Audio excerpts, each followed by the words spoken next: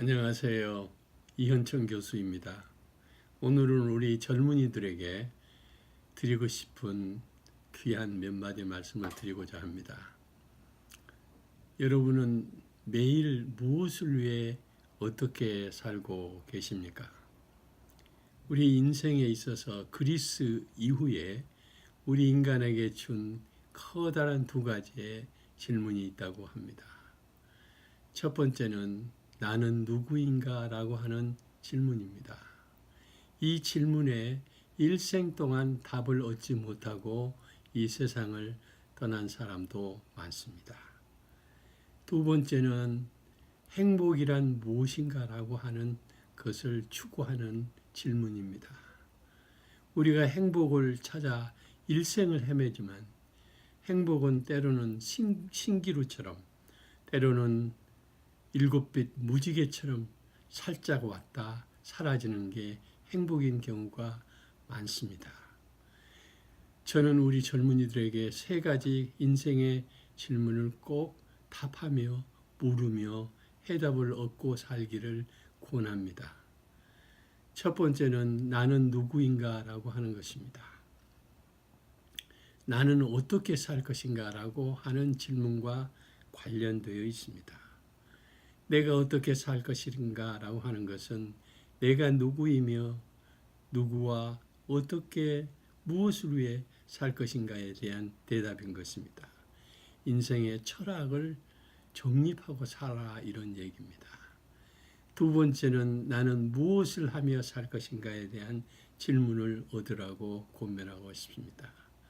무엇을 할 것인가라는 일생에 있어서 자기가 자기의 재능과 적성과 자기가 하고 싶은 것, 또 즐거움과 성취감을 느낄 수 있는 것을 택해서 일생에 자기 모든 걸 바쳐 최선을 다하리라고 하는 질문인 것입니다. 그리고 세 번째 질문은 나는 누구와 함께 살 것인가? 라고 하는 질문입니다.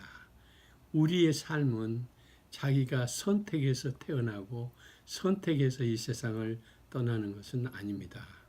주인이 있어서 가라 해서 왔고 오라 하면 1초도 머물지 않고 가야 됩니다. 그러므로 누구와 함께 살 것인가는 매우 중요한 질문 중에 하나입니다. 우리가 택할 수 없고 선택할 수 없는 부모와 가정 그리고 출생지를 갖고 있지만 그 이외에 많은 사람들과의 만남의 여정이 인생인 것입니다. 그래서 좋은 사람을 만나면 아름다운 삶이 될 수 있고 그 반대는 슬프고 아름답지 않은 삶이 될 수도 있습니다.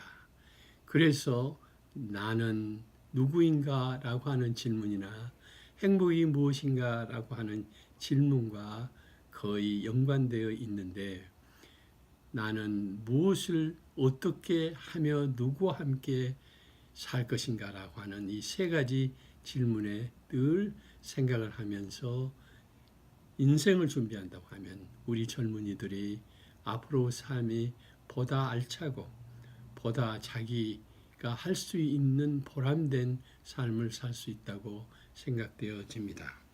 공자는 사람에게 세 가지 계획이 있다고 얘기하고 있습니다. 하나는 하루가 시작되는 때에 새벽에 계획이 필요하다고 얘기합니다. 하루하루의 계획이 필요하다는 것이죠.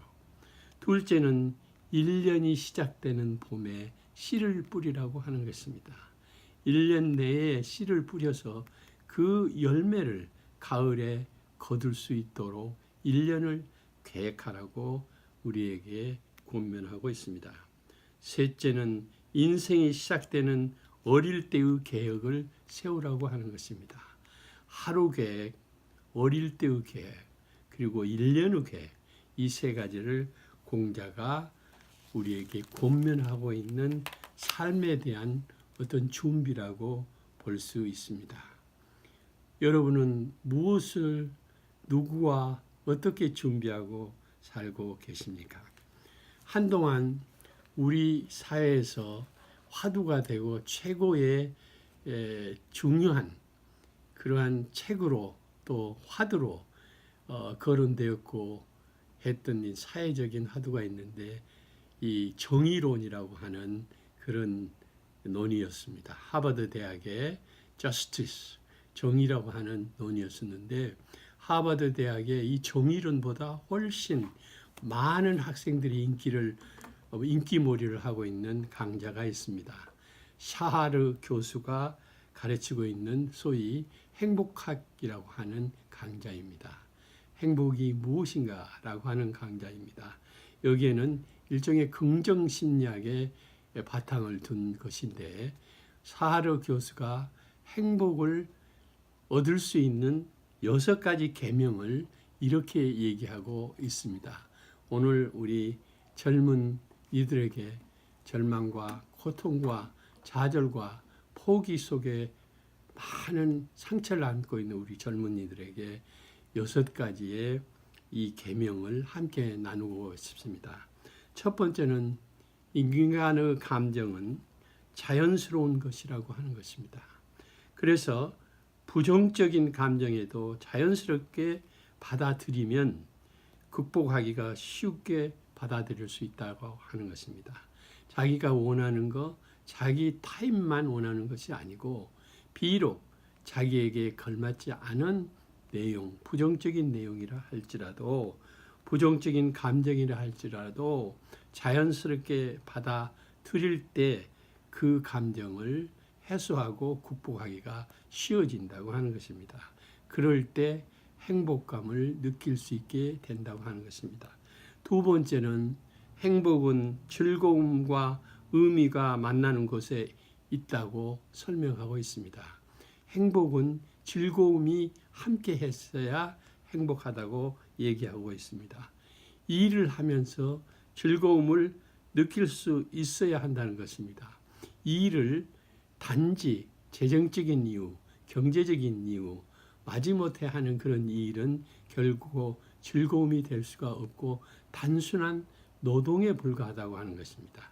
그래서 즐거움과 함께하는 일, 자기가 하고 싶어하는 일, 자기가 즐기고 자기가 진정으로 소원하고 싶은 일을 할 때 즐거움을 느끼고 행복을 얻을 수 있다고 설명합니다.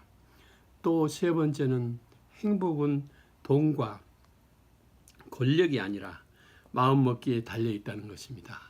행복은 누구에게 한 인간 모두 마음속에 행복의 샘이 있다고 하는 것입니다. 그러나 이 행복의 샘을 푸고 쓰게 되면 그 샘은 결코 마르지 않는다고 얘기할 수가 있습니다. 그러나 쓰지 않고 닫아주면 그 행복의 샘은 결코 열리지 않고 썩기 마련이라고 얘기할 수가 있습니다. 샤르 교수 역시 행복은 돈과 권력이 아닌 마음먹기에 달려있다고 얘기하고 있습니다. 그래서 돈과 명예가 행복을 만들지 못하고 오히려 긍정적 마음에서 행복은 나올 수 있다고 설명합니다. 네 번째는 너무 많은 일을 하다 보면 싫어지게 된다고 얘기합니다. 돌아볼 여유까지 있어야 하므로 단순하게 살아가는 것입니다. 너무 복잡하게 일을 많이 하게 되면 행복감을 가질 수 없다고 하는 것입니다. 그래서 관심은 자기가 할 수 있는 것, 자기가 하고 싶어 하는 것, 즐거움이 함께 하는 것, 이런 것을 통해서 단순한 삶을 살 때 행복을 느낄 수 있다고 얘기합니다. 다섯 번째는 육체가 건강해야 마음을 잘 다스릴 수 있고 좋은 마음을 가질 수 있다고 얘기합니다. 반대로 마음이 아프면 육체도 연관되어 아프기 마련입니다. 그래서 육체를 강건하게 하고 튼튼하게 하면 아름다운 마음과 희망을 갖는 마음으로 자랄 수 있다고 봅니다. 그래서 몸도 건강해질 수 있다는 것이고 마음을 건강하게 하면 몸도 건강하고 건강히 하게 되면 마음도 건강해진다고 하는 이런 어떻게 보면 매우 상식적인 얘기 같습니다만 이런 권고를 하고 있습니다.